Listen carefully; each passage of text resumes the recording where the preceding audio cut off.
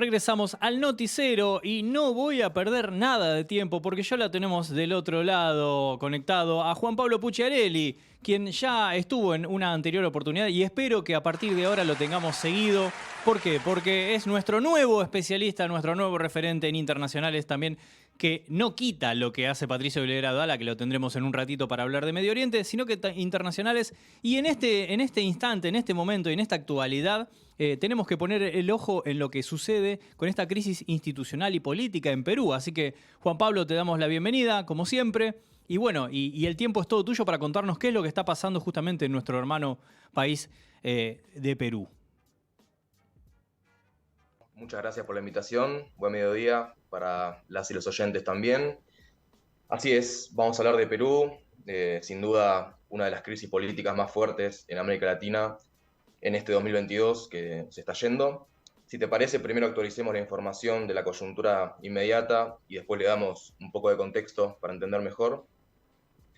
Estamos en un escenario de fuertes protestas, especialmente en departamentos del sur del país, Ayacucho, Ica, Apurímac, y de una represión brutal por parte del ejército a partir de la decisión tomada anteayer, 14 de diciembre, por parte de la presidenta Dina Boluarte, ex vicepresidenta de Pedro Castillo, destituido, que anunció el estado de emergencia por 30 días en todo el país, lo cual habilita a las Fuerzas Armadas a hacerse cargo de la seguridad pública, además de suspender el derecho al libre tránsito y a la reunión, entre otros. Al momento tenemos 14 fallecimientos según el Ministerio de Salud de Perú, pero hay organizaciones que están denunciando que la cifra es mayor y por otra parte se espera que vaya en aumento debido a que no están cesando las protestas, sino más bien lo contrario. Es un escenario muy complejo que no tiene un horizonte de salida en lo inmediato, pero todo se desencadena, digamos, el 7 de diciembre, o sea, miércoles de la semana pasada.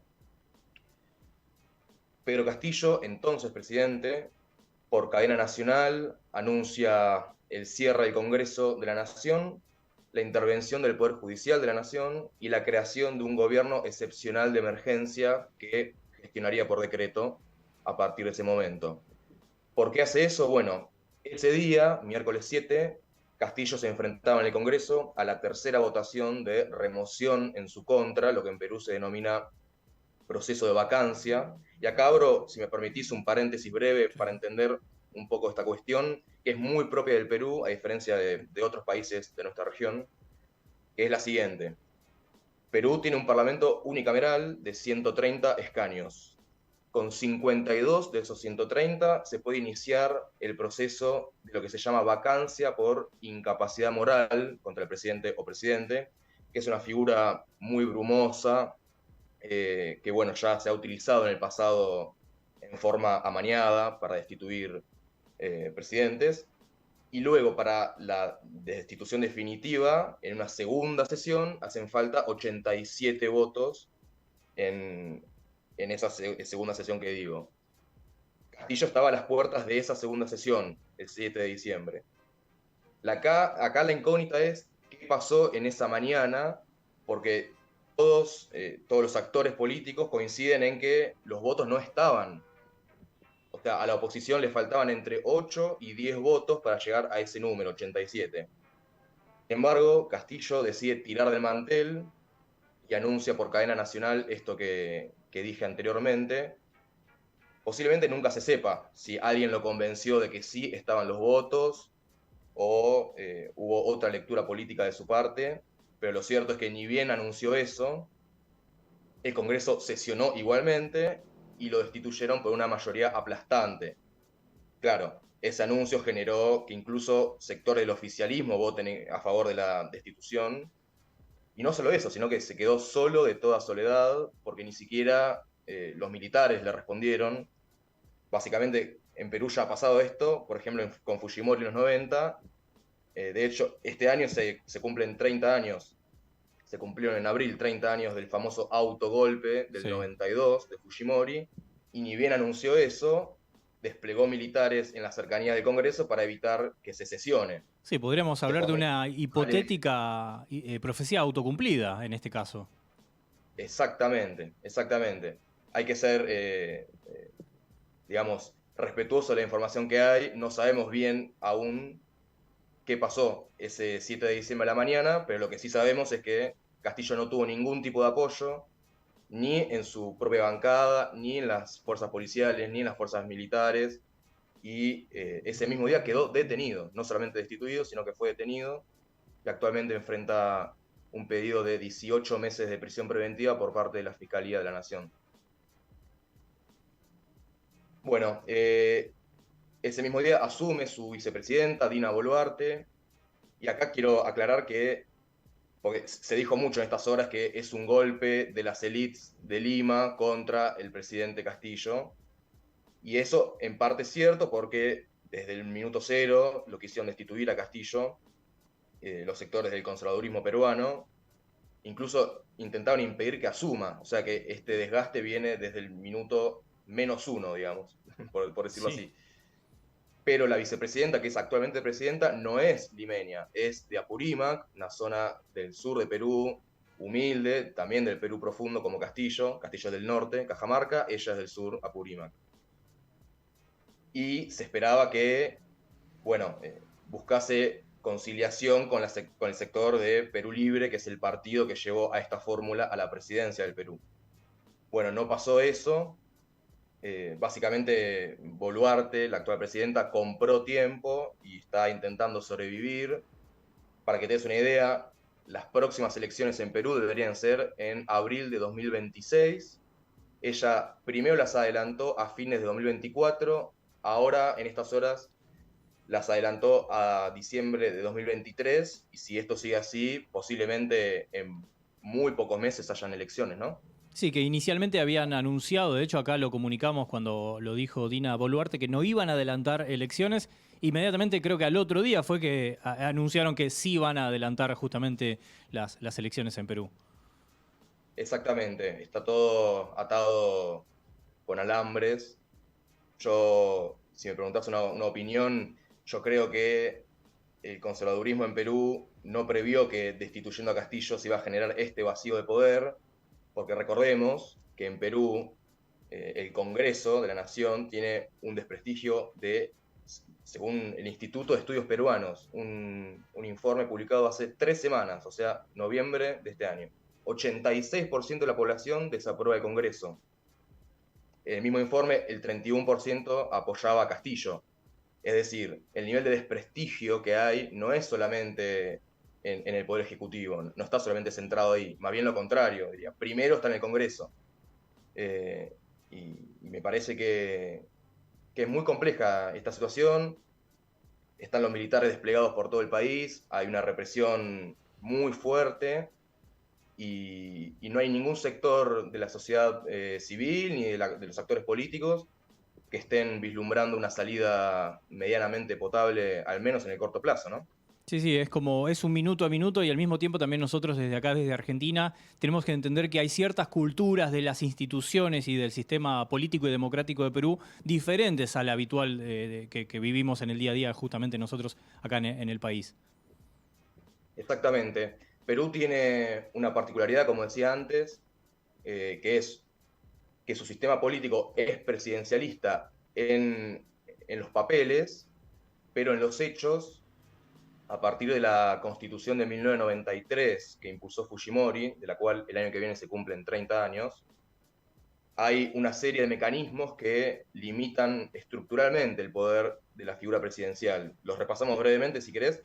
Una es esa figura que te decía antes de la vacancia por incapacidad moral, y hay otra, que es una rareza verdaderamente, que es lo que se llama la cuestión de confianza. Para decirlo concretamente, el Congreso le tiene que aprobar al presidente sus ministros. O sea, vos estás todo el tiempo a tiro de que el Congreso reúna la mitad más uno de los votos y te censure, se llama así, se censuran los ministros de cualquier área, y no importa bien el motivo. Muchas veces son motivos que no tienen que ver tanto con lo político, sino más bien con rencillas personales, hay de todo, ¿no? Es un enjambre. Sí, totalmente. Pero para que te des una idea, en este año y pico de gobierno, Castillo tuvo que presentar 4 gabinetes. En un año y medio, 4 gabinetes. Sí, y además agrego algo también a modo interno. Nosotros, bueno, obviamente contamos con una repetidora de Punto Cero en Perú y siempre para cada proceso electoral contamos con información y, por ejemplo, en un momento, me acuerdo que habíamos compartido, había una lista de 10 posibles candidatos y candidatas a la presidencia del Perú con muy cercanas las posibilidades, con porcentajes muy ínfimos de diferencia que nos llamaba a nosotros, como mínimo era llamativo esto justamente. Es decir, a este nivel hablamos del poder institucional, del sistema político y democrático de Perú, donde todo está siempre con un veremos a ver a la aprobación de la oposición y demás. Diferente justamente con lo que vivimos nosotros acá. Por eso reitero esto, es como hay que tomar todo con pinzas, hay que ver con entre algodones, como suele decirse, porque es muy diferente al día a día que vivimos nosotros. Absolutamente. Acá el objetivo, cuando digo acá me refiero en los años 90, ¿no? Sí. El objetivo de moldear de esta manera el sistema político en Perú era limitar lo más posible cualquier tipo de posibilidad de transformación de fondo del modelo económico. Y esto, a su vez, fue con el tiempo engendrando una inestabilidad estructural de Perú que lo tiene condenado, digamos, a la inestabilidad. Es una crisis dentro de una gran crisis. Para que te des una idea, lo que decías vos, muy interesante, Castillo en la primera vuelta de las elecciones del año pasado se mete en la segunda vuelta, pero no llega al 20% de votos, razón por la cual su bancada, la bancada de Perú Libre en el Congreso, tenía 37 de 130 escaños.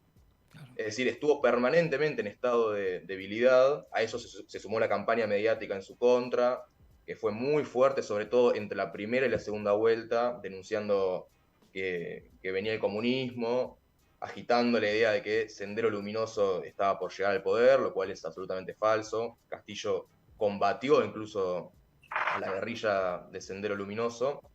Pero más allá de eso, lo interesante es el hecho de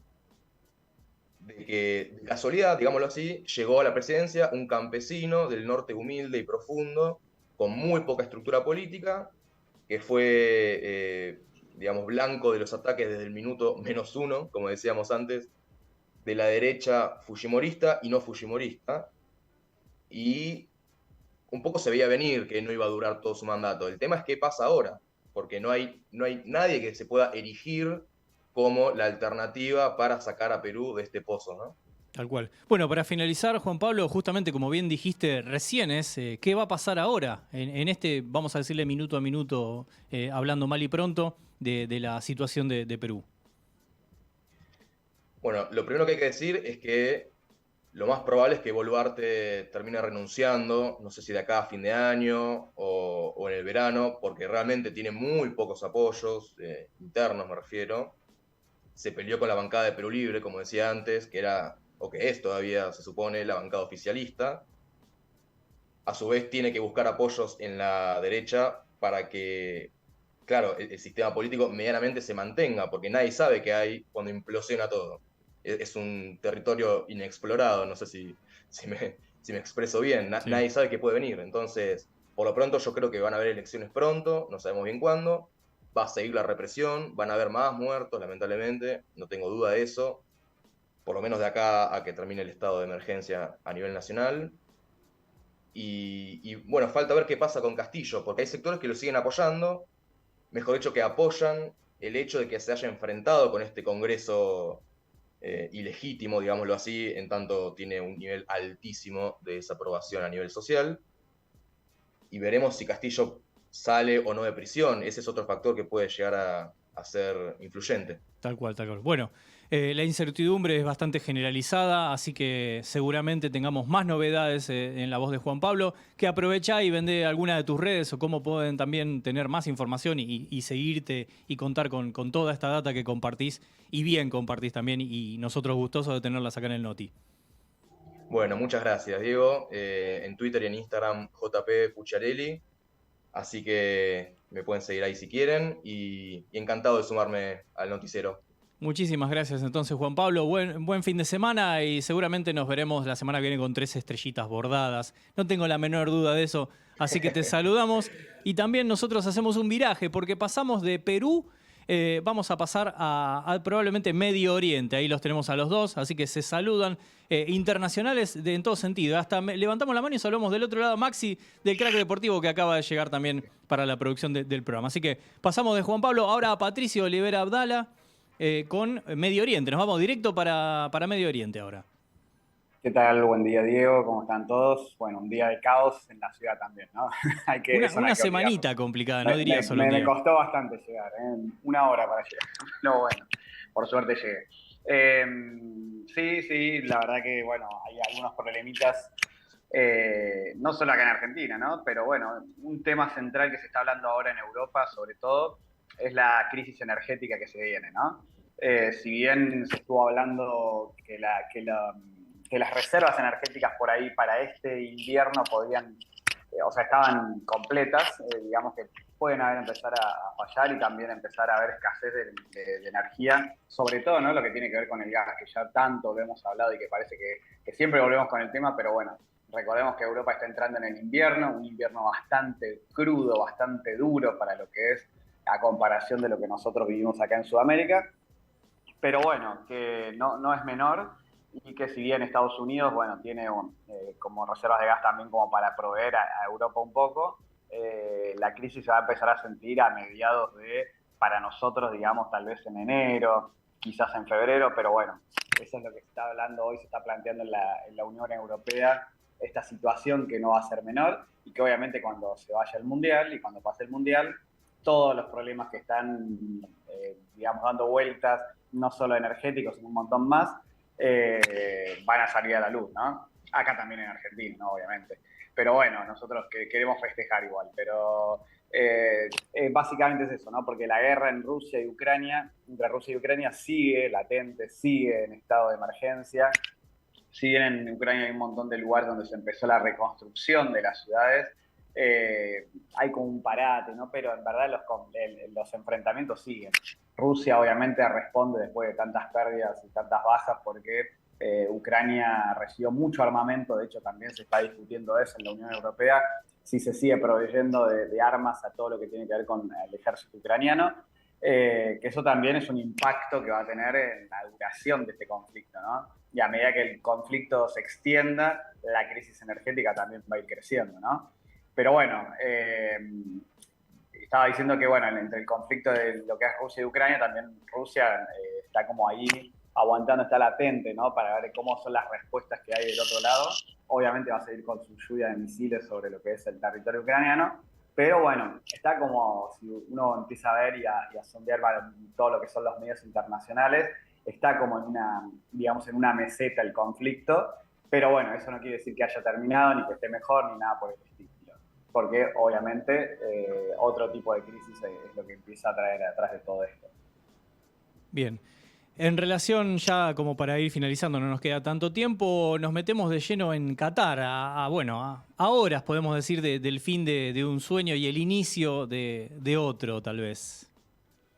Exactamente, vamos cerrando este ciclo del Mundial en Qatar, un mundial único en la historia, obviamente, primero porque se hace en un país no tradicional de los que se vienen haciendo los mundiales, un país en el que está incursionando en Medio Oriente en este momento, ¿no? El Mundial, que es algo que uno quizás no lo hubiese pensado nunca realmente por la situación en la que vive en Medio Oriente, pero bueno, Qatar ya hace muchos años que ya viene invirtiendo muchísimo en lo que tiene que ver con los eventos deportivos y sobre todo en el fútbol. Bueno, en Sudamérica, si saben, obviamente todos saben que en la Copa Libertadores, en un montón de otros eventos e instancias deportivas, entonces Qatar está tratando de mostrar esa otra cara, sacando de lado, ¿no?, todos los otros temas. Pero bueno, es la primera vez que se hace en Qatar y aparte para nosotros como argentinos, y yo por lo menos opino que para nosotros nos vino muy bien que sea fin de año, como para poder disfrutar un poco más de esta instancia del Mundial. Y obviamente para mí va a quedar en la historia porque ha sido un lindo Mundial. Otros medios no dicen lo mismo, yo calculo también porque su selección no les ha ido bien, pero bueno, para mí ha sido un lindo Mundial con una competencia bastante interesante, sobre todo de muchas selecciones que por lo general no se esperaba tanto, ¿no? Pero bueno, por suerte nosotros como Argentina llegamos a la final contra Francia y ojalá haya revancha el domingo y que podamos festejar todos tranquilos y en orden y en paz, ¿no? También. Bueno, y a modo de balance también, Pato, es como un cierre de un año que, bueno, vos particularmente y justamente parte de esto tiene que ver con esta competencia en Qatar, fue sumar un montón de asuntos y detalles y cuestiones culturales que nosotros que estamos tan occidentalizados, por ahí no teníamos conocimiento. Y me parece que, bueno, en tu columna semana a semana durante todo el año, anticipando lo que iba a pasar en Qatar, y justamente también teniendo un mundial con lo que representa, no solo deportivo, sino culturalmente hablando, me parece que cerramos un gran año también en este sentido. Sí, sí, tal cual. Coincido con vos, Diego, y espero que obviamente que la audiencia haya también conocido un poco de lo que es esta cultura, que esto es la cuna de la civilización también, ¿no? Medio Oriente, convengamos que África, Medio Oriente son como zonas que por ahí quedan en la historia, pero obviamente siguen su curso y obviamente ahí se han iniciado un montón de sucesos en la historia, que bueno, ahora nos podríamos hablar mucho y divagar también un poquito, pero digamos que encantado obviamente de que la gente conozca esta cultura de todo lo que es el mundo árabe, el mundo musulmán y toda la región de Medio Oriente, ¿no? Muy bien. Y hago la invitación ya para cerrar y saludarte y agradecerte. Nació un nuevo amor con un país que se desconocía en líneas generales, que es Bangladesh. Así que estaría bueno por ahí en una futura edición tener un poquito más de data en tu palabra. Perfecto, me parece muy bien. Y algo que estuve viendo así por arriba en algunos portales de Instagram, sobre esto, ya se está vendiendo la camiseta de Bangladesh, así que vayan a comprarla. Me gusta eso, ¿no? Me gusta eso. Sí, ya vi banderas. El otro día en el Obelisco había banderas de Bangladesh, una cosa increíble que surgió en esta edición del Mundial, que ya se había anticipado, recordemos, en la Copa América. Es verdad, es verdad. Y en el Mundial pasado también, me parece, ¿eh? Creo que también hubo algunas escenas del pueblo de Bangladesh, sobre todo, que nos apoyaban, así que bueno.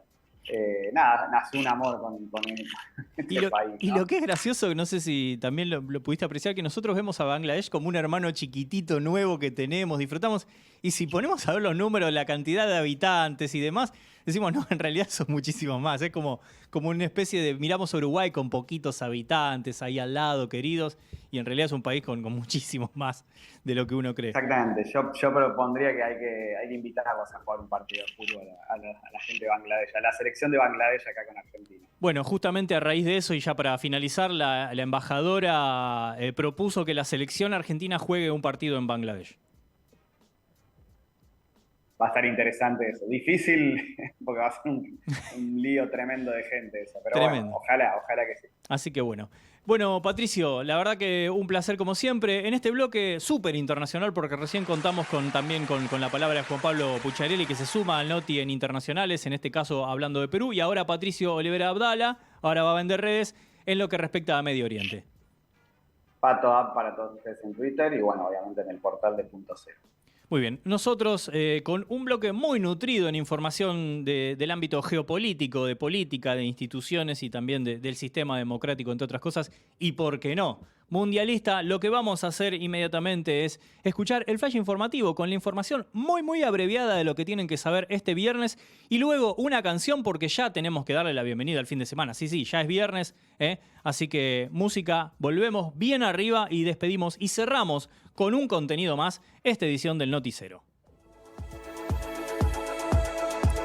Medicamentos controlados. El Ministerio de Economía anunció un acuerdo con farmacéuticas para permitir aumentos de hasta 3,8% mensuales en los productos bajo receta. El convenio no incluye a los de venta libre.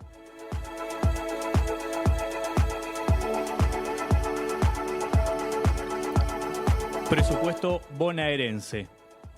La legislatura de la provincia de Buenos Aires aprobó el presupuesto 2023 y la ley impositiva. Estima un déficit primario de 81.000 millones de pesos y préstamos por 168.000 millones. Crisis y muerte. Por las protestas que se realizan por la crisis institucional en Perú, hay 15 fallecimientos. Acusan al reciente gobierno por la represión en diferentes puntos del país.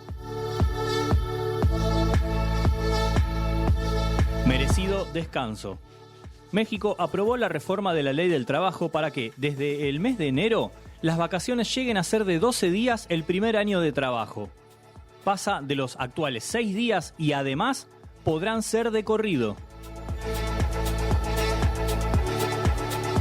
El otro mundial. La FIFA anunció el Mundial de Clubes que comenzará en 2025 y tendrá a Marruecos como primera sede. Participarán 32 instituciones con el formato de la actual Copa Mundial que se juega en Qatar.